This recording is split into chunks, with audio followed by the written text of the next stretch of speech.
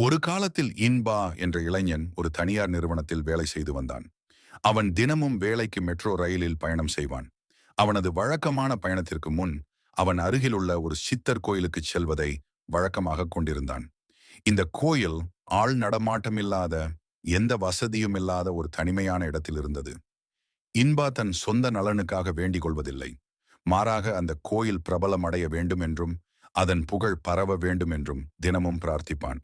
ஒரு நாள் வழக்கம் போல இன்பா கோயிலுக்குச் சென்றான்.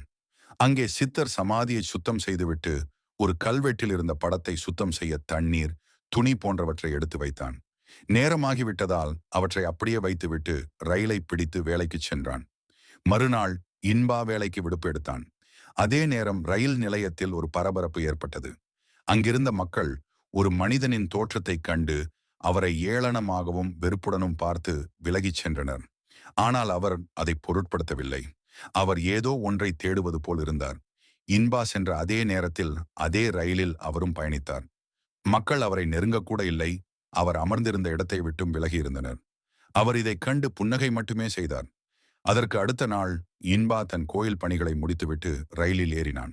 சிறிது நேரத்தில் ரயில் திடீரென கோளாறு அடைந்தது. உள்ளே இருந்த பயணிகள் அனைவரும் பயத்தில் உறைந்தனர். தங்கள் வாழ்க்கை முடிந்துவிடப் போகிறது என்று அச்சத்தில் இருக்கும்போது இன்பா மட்டும் பயப்படாமல் தன் இரு கைகளையும் கூப்பி சித்தரை மனதில் நினைத்து, இங்கு இருப்பவர்களுக்கு எதுவும் ஆகிவிடக்கூடாது என்று உரக்க வேண்டினான். நல்ல வேளையாக ரயில் மீண்டும் சீராக இயங்கத் தொடங்கியது. ஒரு பெரிய விபத்தில் இருந்து அனைவரும் தப்பித்தனர். ரயிலில் இருந்தவர்கள் அனைவரும் இன்பாவின் பிரார்த்தனையால் தான் இது நிகழ்ந்தது என்று அவனை புகழ்ந்தனர். மேலும், யாரை நினைத்து வேண்டினாய் என்று ஆர்வத்துடன் கேட்டனர். இன்பா மகிழ்ச்சியுடன் சித்தரை பற்றி பேசும் அரிய வாய்ப்பை கண்டான். அவன் அவர்களை அந்த கோயிலுக்கு அழைத்துச் சென்றான்.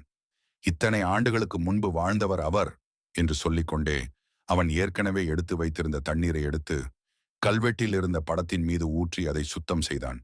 அங்கு வந்திருந்த அனைவரும் அந்த காட்சியைக் கண்டு அதிர்ச்சி அடைந்தனர். நேற்று ரயிலில் தங்களுடன் வந்தவர் இந்த படத்தில் இருப்பவர்தான் என்று ஒருவர் கூற, அனைவரும் சாஷ்டாங்கமாக விழுந்து அந்த படத்தை வணங்கினர். இந்த செய்தி ஊர் முழுவதும் பரவியது. அந்த இடம் புகழ் பெற்றது. மக்கள் கூட்டம் கூட்டமாக வரவேண்டும் என்று நினைத்த இன்பாவுக்கு இது பெரிய மகிழ்ச்சியை கொடுத்தது. அதே சமயம் அவனுக்குள் ஒருவித வருத்தமும் இருந்தது. ஊரே பார்த்த அந்த மகானை தன்னால் நேரில் பார்க்க முடியவில்லையே என்று அவன் கவலைப்பட்டான். அப்போது அவனுக்கு ஒரு அசரீரி ஒலித்தது. உன்னை பிரபலப்படுத்திக் கொள்ளாமல் நான் பிரபலம் அடைய வேண்டும் என்று நினைத்தாய். உனது பக்தியும் தியாகமும் பலனளிக்கட்டும். என்னுடைய விருப்பத்திற்காக நீ எப்போதும் என்னுடன் இருக்கும்படி நான் உனக்கு ஆசி வழங்குகிறேன். அந்த குரல் கேட்டவுடன் இன்பா மகிழ்ச்சியில் திளைத்தான். தன் பெயருக்கு ஏற்றாற்போல் அவன் இன்பமாக இருந்தான்.